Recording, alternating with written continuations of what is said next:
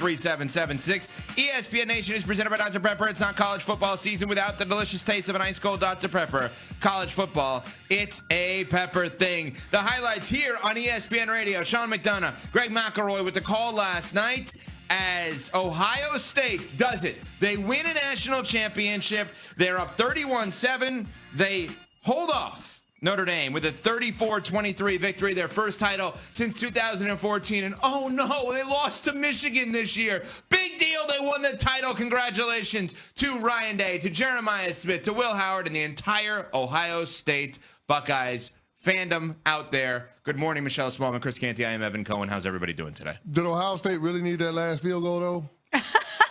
Did they really need that last field goal, though? That. Did they really need that last field goal? They had to. Come on, man. Come on. I'm trying to make the people some money. What was it, 8.5 going in? It was 8.5. 8.5. ESPN bet the last field goal makes it 11 points. Those who bet Ohio State win. That is a bad beat. Yep. That is a bad beat. They really, okay, they had no choice. They had to do something in that spot because there was too much time left on the clock. But yes, congratulations to Ohio State. Up 31-7. The Notre Dame first drive was one of the greatest drives I think I've ever seen in my life. An 18-play, 75-yard, 9-minute and 45-second drive. But it took so much out of Notre Dame, it felt like. And then Ohio State, after that, scores on its next 5 possessions, including 4 touchdowns and then a field goal to go all the way up 31-7. Notre Dame comes all the way back. They're down 31-15. Some weird decision-making by Marcus Freeman. I don't know why he kicked a field goal down 16 with 9+ minutes to go versus going for it on a 4th and goal from the 9. And then on that last drive, or one of the last drives, they cut it to 31-23. It's 3rd and 11. Ohio State has a ball from their own 34-yard line. And Will Howard, who had a great game and I think made himself some money last night in terms of the draft, may have gone from whatever round you thought he was, up a round, maybe 5th to 4th, 4th to 3rd, something like that. Hits Jeremiah Smith for 56 yards down to the Notre Dame 10. Ball game over. Hell of a performance by Ohio State last night. It was. And if you go back to November 30th when they lost 13-10 to Michigan, we maybe couldn't have foreseen this. For a lot of programs, and a loss to your rival at that point in the season that was very emotional, especially with the scuffle after all of that, with the planting of the flag, a lot of people that could have derailed their season. But for Ohio State, for Ryan Day to get this group of young men to have their focus locked in, be able to turn the page from that, use it as fuel moving forward. I think a lot of people owe Ryan Day an apology today. Oh, there's no doubt about it. And the beauty of having a 12-team playoff format is that you have a longer road to toe, and it reveals the true character of the guys that you have in the locker room, the character of all of the people in football ops in the building. So I just think that for both of these teams, you had an opportunity to see the chemistry, the camaraderie, and how that comes to the forefront in terms of being able to get them to this point. And credit to Ohio State, because after being so invested in trying to best Michigan and get that elusive win over that program, they found a way to refocus. They found a way to get off the map after a lackluster performance and losing in the horseshoe, and being able to go on this run where they absolutely dominated everybody. They only trailed for 6 minutes and 5 seconds the entire playoff, and all of that came last night. That all came last night. On the first drive. That's it. Yeah. I was thinking, I was like, wait, when was that? I forgot the first drive that I just talked about. That was the only time they trailed the entire playoff. So during their first possession, reacting to that big drive, during that scoring drive, the time that they spent driving downfield was their only deficit. Correct. That's what you call dominant, ladies and gentlemen. No doubt about it. But again, you wouldn't have been able to predict this based on the last regular season game we got from Ohio State. That's why you got to give credit to all of those players in that locker room, and specifically the guys on the defensive side of the ball, because they are unheralded when it comes to this championship run.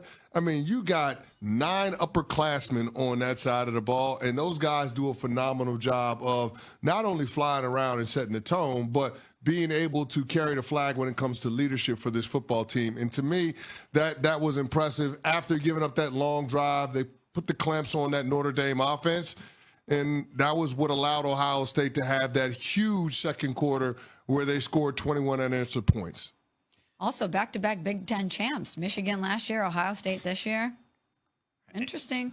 Changing of the guard a little bit? Oh, okay. As long as you're going there, I was about to go crazy. What? As an Illinois fan, you can't be happy with Ohio State and Michigan winning. Well, we always talk about defaulting to the SEC, and now we have back-to-back Big Ten champions. Very fair. Yeah, that's all I was getting. I'm not claiming it because I went to Illinois. I don't know. Please, I was surprised you didn't drop it on Wisconsin already. Somehow. I'm not the Packers fan that roots for the Lions until they lost. No, you're the person who will cheer for another team based on whoever moves there. Anyway, your Packers your Packers played a huge role in this game last night. I'm dead serious.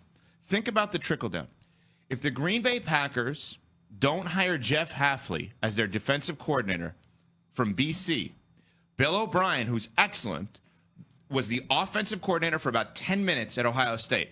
When BC opened, they hired Bill O'Brien from Ohio State. Chip Kelly's like, you know what? I'm going to go back with Ryan Day, one of my players. Chip Kelly's play calling last night was phenomenal. We're going to talk about Ben Johnson as the head coach of the Bears. We talk about that play over the weekend with the Lions. But Chip Kelly does those innovative things as well. Ryan Day calls his old mentor, gets him out of UCLA, says, I need you back with me as the coordinator. And that was a huge help for him last night. And then all trickle down happened with Smalls' Packers hiring Hafley. Day, 70-10. 70-10 as a college coach with a national championship, had this to say about his team last night. These guys, learn a bunch of life lessons, but they're going to go down in Ohio State history as some of the, one of the greatest teams to ever play at Ohio State. After all the things that have been said throughout the year, these guys are going to be cemented as one of the best stories in Ohio State history and one of the best football teams ever. Only 9 teams have ever done it, and 3 in over 50 years. These guys right here. And there was a point where not a lot of people had that vision, but these guys did, and they saw it through. And Ohio State may not be for everybody, but it's for these guys, and I'm really proud of them. All right, there's a couple of interesting things off of this. The Michigan game did not matter. I think it did matter, actually. For positive? It did matter. In a positive way. It was a negative outcome that yielded a positive result. Okay, so then the follow-up on that, because I agree, that's a great point. Are the rivalries then dead if the loss helps more than the win? No, I don't think so at all. That rivalry is still alive and well.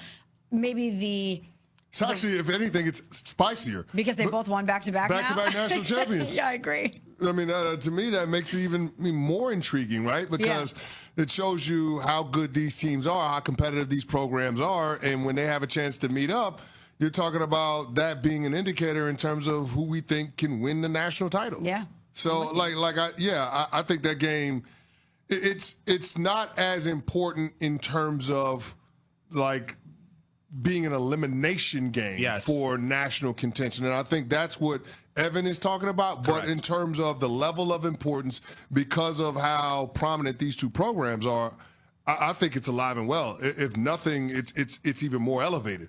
So I'm impressed. But dude, this is a supremely talented team. We knew that coming in. They got a $20 million roster with all of the NIL that they're paying all of those guys.